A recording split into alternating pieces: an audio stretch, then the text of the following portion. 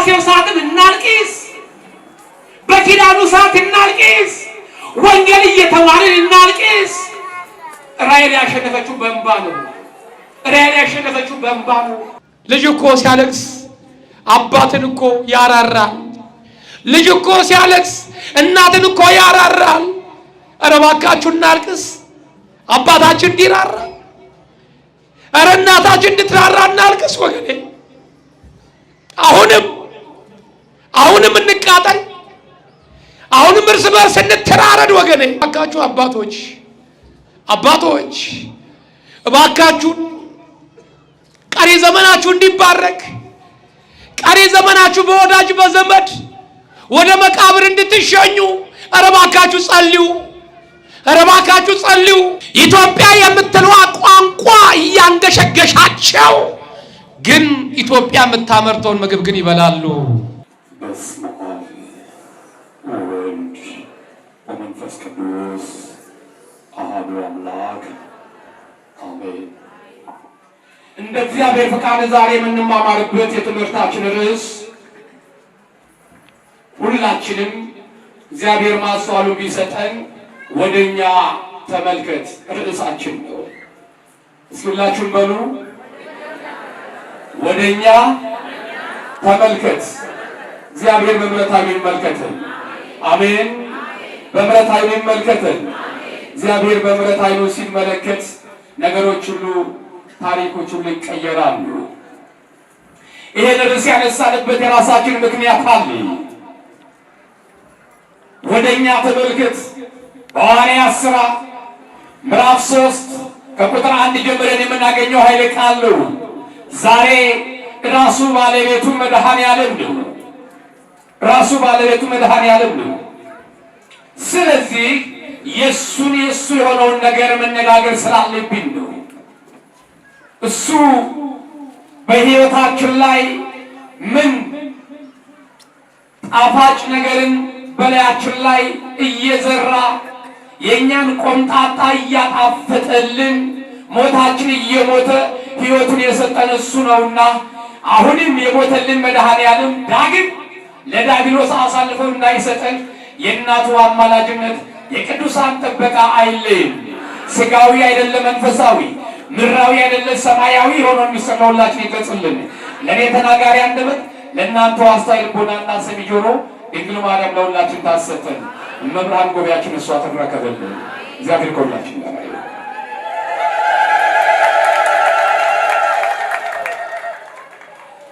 ወደኛ ተመልከት። ጴጥሮስና ዮሐንስ በጸሎት ጊዜ በ9 ሰዓት ወደ ቤተ መቅደስ ይመጡ ነበረ ይላል። ጴጥሮስና ዮሐንስ ለጸሎት በ9 ሰዓት ወደ ቤተ መቅደስ ይመጡ ነበረ። ወዴት ይመጡ ነበረ? ወዴት ይመጡ ነበረ? ወደ ቤተ መቅደስ። ወገኖች አሁን በነቂስ የማለዳውን እንቅልፍ አሸንፋችሁ፣ የማለዳውን ብርድ አሸንፋችሁ፣ ውርጭ ሳይመስላችሁ፣ ዝናቡ ዝናብ ሳይመስላችሁ ወደዚህ ቦታ የመጣችሁበት መነሻችሁ መረሻችሁ በእግዚአብሔር ቤት ስለሆነ ነው። ይህንን ያደረጉልን የቀደሙት ሐዋርያቶች እነ ጴጥሮስና ዮሐንስ ዘወትር ለጸሎት ወደ ቤተ መቅደስ ያቀኑ ነበር ነው የሚለው። ሰዎች እንደሚሉት ወደ ድንጋይ አይደለም የመጣ ነው። ሰዎች እንደሚሉት ወደማይሰማን አይደለም የመጣ ነው። ወደ ቤተ መቅደስ ይገሰግሱ ነበር አለ። እሱም ለምንድን ነው ከተባለ ለመንቀፍ ወይም የተሰበሰበውን ሕዝብ ለመበተን አልያም የእግዚአብሔር ቤተ መቅደስ ለማፍረስ ሳይሆን የመጡት ሐዋርያቶች ለጸሎት ይመጡ ነበር። ሰዓቱን ጠብቀው ሊጸልዩ ወደ ፈጣሪ ልመናቸውን ሊያቀርቡ ስለ ወገኖቻቸው ምሕረት ሊጠይቁ የአገልግሎት ዘመናቸውን እንዲባርክላቸው አገልግሎታቸውን ፍሬያማ እንዲያደርግላቸው የመረጣቸውን አምላክ ሊያከብሩ ወደ ተመረጠችዋ ቤተ መቅደስ ይገሰግሱ ነበር። በ9 ሰዓት ወደ መቅደስም ከሚገቡት ምጽዋትን ይለምን ዘንድ ሰዎች ተሸክመው መልካም በሚሏት መቅደስ ደጅ በየቀኑ ያስቀምጡት ነበር ይላል። መልካም በሚሏት ቤተ መቅደስ መልካሚቷ ደካማው፣ በሽተኛው፣ ጠንካራው፣ ኃይለኛው ወደሚሰበሰብባት ቤተ መቅደስ ከእናቱ ማህፀን ጀምሮ ሽባ የነበረ ልምሾ የነበረ አንድ ግለሰብ ነበር። ይህ ሰው አይድንም ተብሎ የተደመደመ፣ ይህ ሰው ተሞክሮ የመዳን ተስፋ የተሟጠጠበት ሰው ነበር። ዛሬም እንዲህ የተሟጠጠበት ሰው አለ። እንዲህ ቀኑ የጨለመበት ሰው አለ። እንዲህ ተስፋውን ቆርጦ ቁጭ ያለ ሰው አለ። እረ እንደዚህ ሰው የተስፋውን ቆርጣ ቁጭ ያለ ሴት አለች። እኔማ ምን ሰው አለኝ? ወይ ደህና ቤተሰብ የለኝ፣ ወይ ደህና ወገን የለኝ፣ ሰማይ የተደፋብኝ እያለ ተስፋው ተሟጦ ቁጭ ብሎ ሞቱን የሚጠባበቅ አለ። ወገኔ እመነኝ፣ እግዚአብሔር ታሪክ ይቀይራል። አይዞሽ እናቴ፣ አይዞሽ። ተስፋሽ ተሟጦ ልጆችሽ ቢሞቱብሽም፣ ልጆችሽ ቢክዱሽም፣ መድኃኔዓለም አይተውሽም። እመኝኝ እናቴ፣ አይዞሽ። አንገትሽን ደፍተሽ አትቀሪም።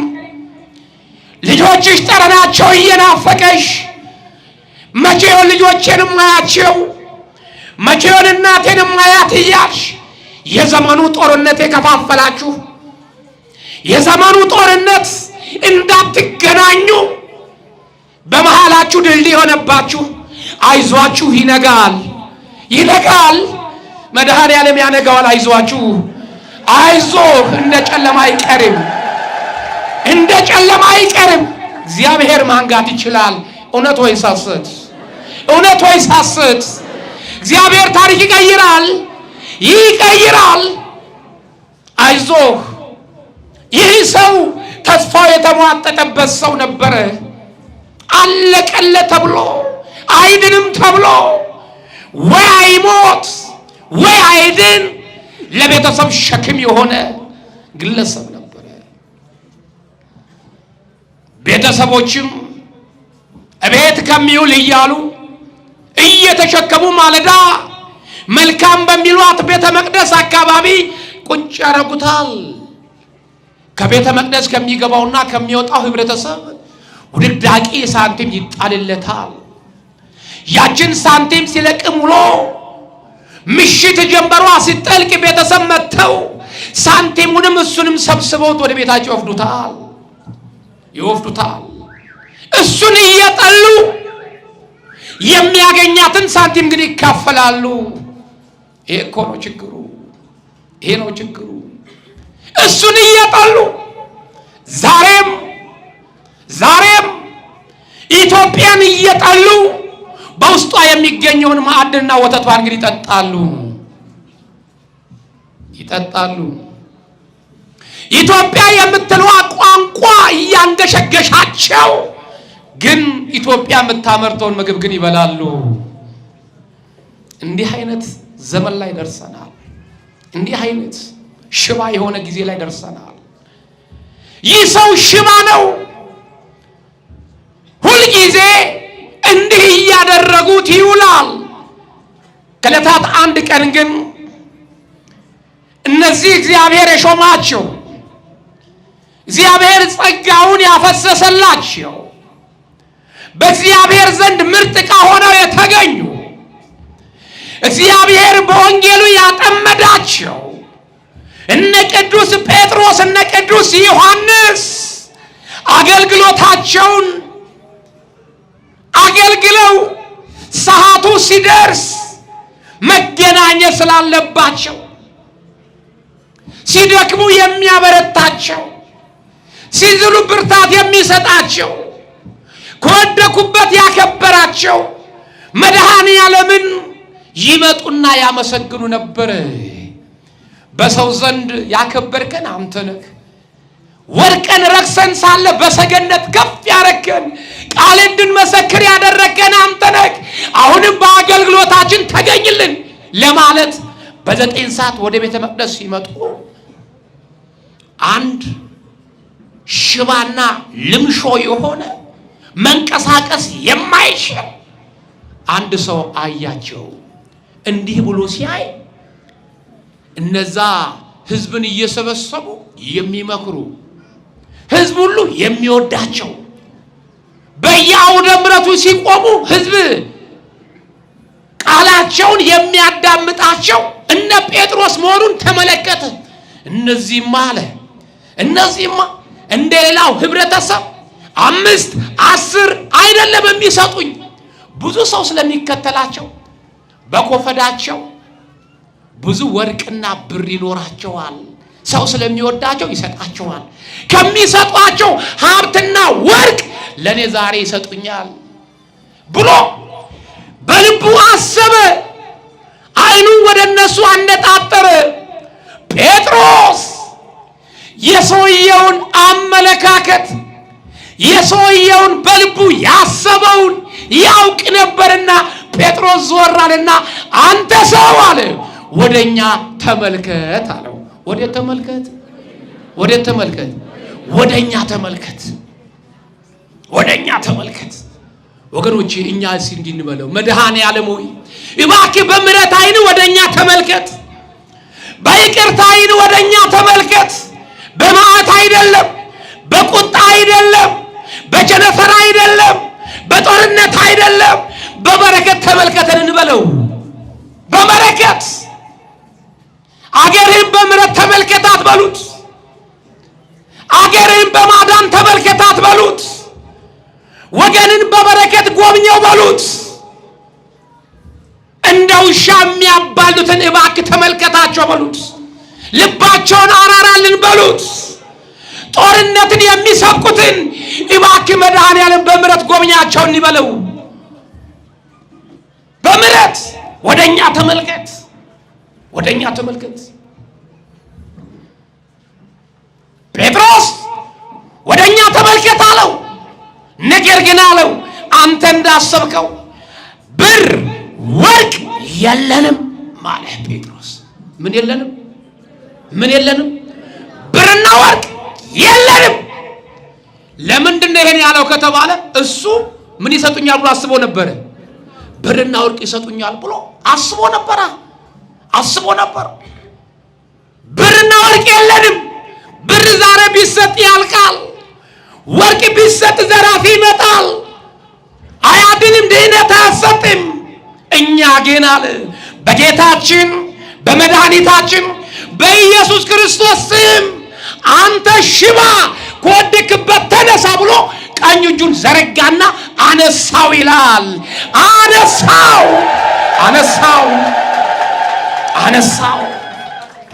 ያ ከእናቱ ማኅፀን ጀምሮ ሽባ የነበረ የማይንቀሳቀስ ወይም የፈላ ውሃ ውስጥ ፓስታ ስትከቱበት አቅም እንደሚያጣ ሁሉ አቅም ያጣ ሽባ ሰው ነበረ።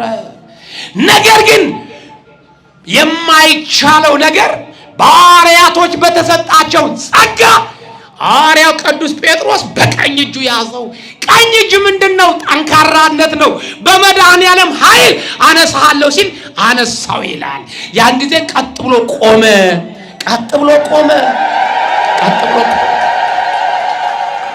ወገኔ አይዟችሁ። ዛሬ ብዙዎቻችን ሽባ ሆነናል። ሽባ ማለት ምን ማለት ነው? ይሄ ሰው የአካል ሽባነት ነው የገጠመው። የአካል የስጋነት ሽባ ነው የገጠመው። የስጋን ሽባ ቀላል ነው። ሰው አዝሎ ሊያመጣ ይችላል። ዊልቸር ሊያመጣ ይችላል። ክራንች ሊያመጣን ይችላል። እንስሳ ተሸክሞ ሊያመጣን ይችላል። ይሄ ቀላል ነው። ዛሬ የብዙዎቻችን ልቦና ሽባ ሆኗል። የብዙዎቻችን አእምሮ ሽባ ሆኗል። ሽባማ ባንሆን አመለካከታችንማ መልካም ቢሆን ልቦናችን ሽባማ ባይሆን ይህ መከራ ይህ ስቃይ መቼ ይበዛብን ነበረ? መቼ ይመጣ ነበረ? አንዱ አፈናቃይ አንዱ ተፈናቃይ መቼ ይሆን ነበረ? አንዱ አራጅ ሌላው ታራጅ ለምን ይሆን ነበረ? አንዱ ገዳይ ሌላው ተገዳይ ባልሆነ ነበረ? አንዱ ሌባ አንዱ ተቀባይ ባልሆነ ነበረ? አንዱ ዘራፊ ሌላው ተዘራፊ ባልሆነ ነበረ? ይህ ሁሉ ያመጣው የሽባነት ምልክት ነው። እንጸልያለን፣ እንጾማለን፣ እናስቀድሳለን፣ እንመጸውታለን፣ እንሰግዳለን፣ ግን ተሰሚነት አጥተናል። ተሰሚነት አጥተናል። ጸሎታችን መከነ፣ ስግደታችን መከነ። ለምንድን ነው? ከመጾማችን ከመጸለያችን በፊት ቆም ብለን ሽባ የሆኑ ሰዎች በንስሐ ወጌሻ አልጠገን ነው። በወጌሻ በንስሐ ወጌሻነት እጄ እኮ ደም አለው፣ ምላሴ እኮ ደም አለባት፣ ልቦና እኮ ክፉ ነገር አስቧል፣ ይሄንን ማስወገድ አለብኝ። ከውዳሴ ማርያሙ በፊት ከመዝገበ ጸሎቱ በፊት ጧፍ ዕጣን ከመስጠታችን በፊት እምነቱን ከመቀባባታችን በፊት ጸበሉን ከመጠጣታችን በፊት ወደ ቁርባኑ ከመቅረባችን በፊት ጣታችን ወደ ሰው ከመቀሰራችን በፊት ወደ ራሳችን ሽባነት መመልከት አቅቶናል። እኛ በሰው ሽባነት ነው የምንስቀው። በሰው ሽባነት እያየን እንሳለቃለን። የኛ ሽባነት አልታየንም ወገኖቼ። ይሄ ሰው ግን ይላል ጴጥሮስ ወደኛ ተመልከት አለው።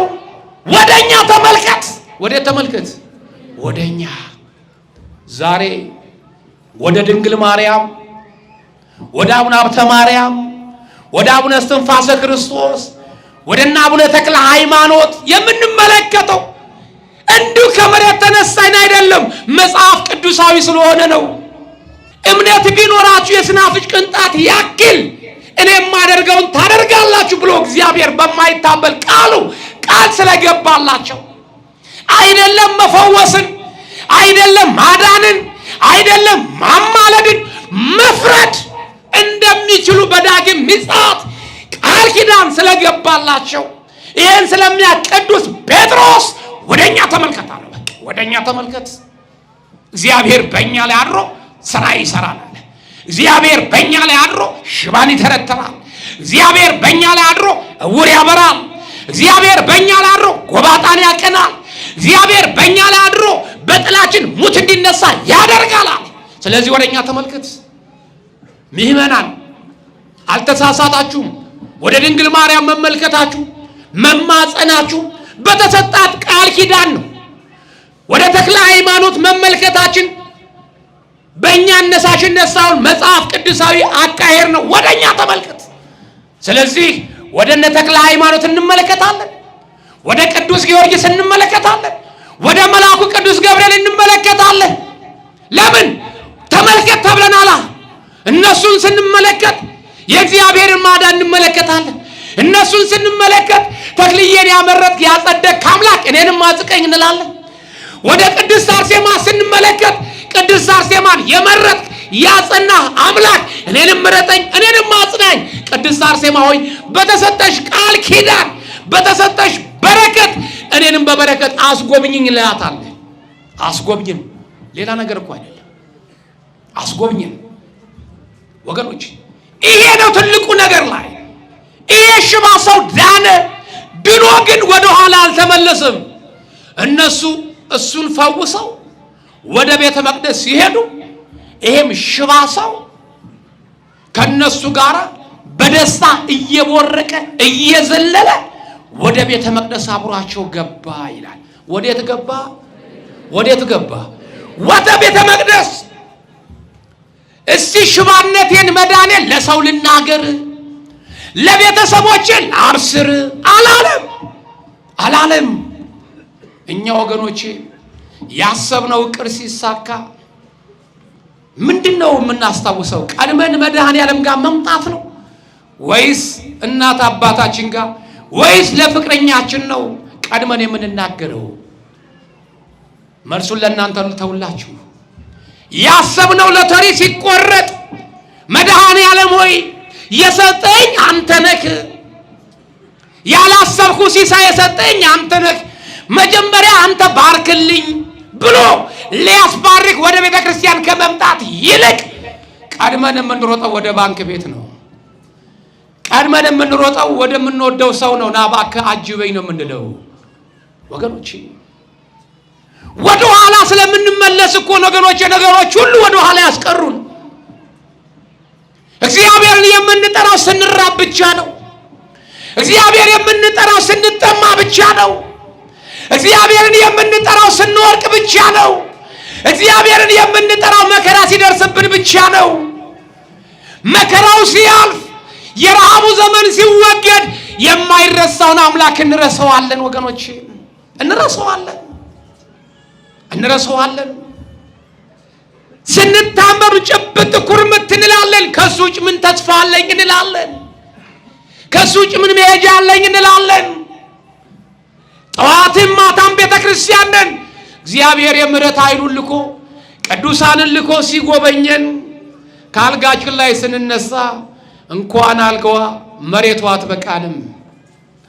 አትበቃንም። የማይረሳውን አባት እንረሳዋለን ወገኖች። ይሄ ነው ችግሩ እኮ ወገኖች። ሰው ቢያገኝም ቢያጣም ተስፋዬ አንተ ነህ ብሎ እግዚአብሔርን ተስፋ ብናረግ በቤታችን የበዛብን ጨለማ ነገር ሁሉ በበራልን ነበረ። ዛሬ እኮ የብዙዎቻችን ነገሮች ሁሉ ተበለሻሽተውብናል። ተበለሻሽተዋል። ቴሌቪዥን ታውቃላችሁ ሁላችሁም። አንቴና ከሌለው የምንፈልገውን ምስል ማሳየት ይችላል? አይችልም። ምንድነው የሚያሳየን? ብዥታ ነው።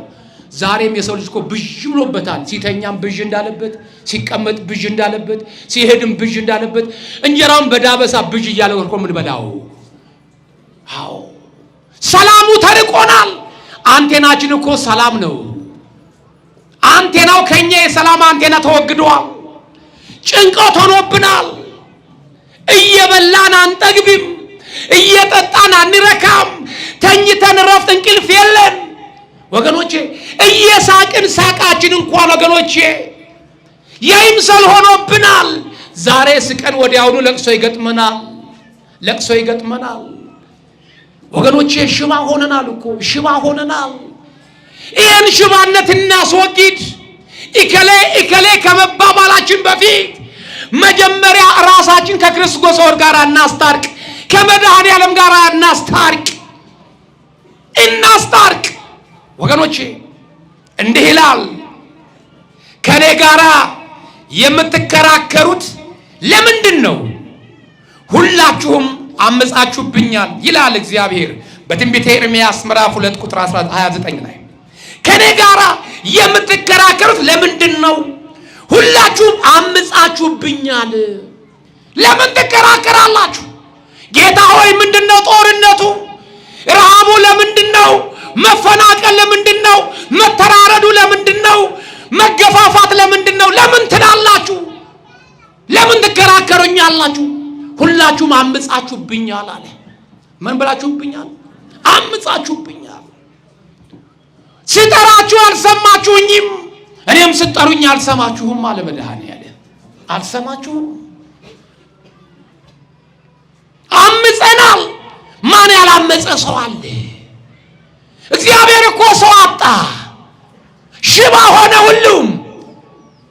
ከጎልማሳው ሲመለከት እንደ ቅዱስ ጊዮርጊስ ራሱን አስከብሮ ወገሩን የሚያስከብር አገሩን የሚያስከብር ቤተክርስቲያን የሚያስከብር እንደ ቅዱስ ጊዮርጊስ ከወጣት ሲመለከት ወጣቱ ሽባ ሆኗል። በሱሰኝነት ሽባ ሆኗል። በተንኮል ሽባ ሆኗል። በአድመኝነት ሽባ ሆኗል። እግዚአብሔር ሊሰጥ የፈለገውን በረከት ይነሳና ደግሞ ይመለከታል ወደ አዛውንቱ። አዛውንቱን ሲመለከት አሁንም አባቶቻችን ጸጉራቸው ሸበተ፣ እድሜያቸው ገፋ እንጂ አሁንም ልቦናቸው ግን ለክፋት ተንኮል አንደኛ ነው። የሚያለቅስ የለም። ስለዚህ እግዚአብሔር አምላክ ግራ ገባው።